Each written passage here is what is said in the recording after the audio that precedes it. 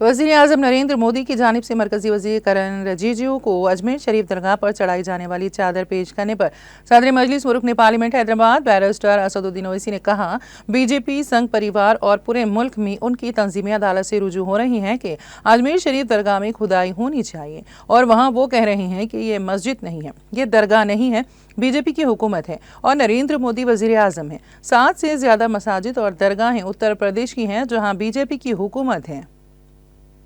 ये प्रधानमंत्री जो चादर भिजाए हैं, किसी शायर ने अच्छा कहा प्रधानमंत्री के बारे में, क्या कहा, इसने हमारे ज़ख़म का कुछ यूं किया इलाज, इसने हमारे ज़ख़म का कुछ यूं किया इलाज, मरहम भी गर लगाया तो कांटों की नोक से। तो ये जो पूरे देश में बीजेपी संघ परिवार की तरफ से हर उनका ऑर्गेनाइजेशन कोर्ट को जा रहा है कि यहाँ पर खुदाई हो, यहाँ पर खुदाई हो, ये मस्जिद नहीं है, ये दरगाह नहीं है, ये ख़बरस्तान नहीं है। तो प्रधानमंत्री अगर चाहते हैं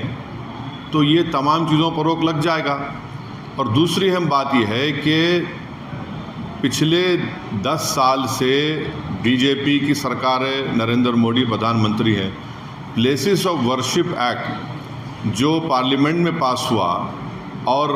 राम मंदिर के जजमेंट में उसको नॉन रिट्रोग्रेशन की बात सुप्रीम कोर्ट ने कही दी, उसके बावजूद भी ये सरकार का कोई स्टैंड ही नहीं है उसके ऊपर। इसीलिए आज आप देख रहे हैं कि 7 से ज़्यादा मस्जिद और दरगाह के मसले सिर्फ उत्तर प्रदेश से है, जहाँ पर बीजेपी की सरकार है और जहाँ से प्रधानमंत्री अपना MP का चुनाव जीत कर आते हैं। तो ये सिर्फ चादर भिजाने से कुछ फ़ायदा नहीं होगा। चादर तो हर कोई भिजाता रहेगा,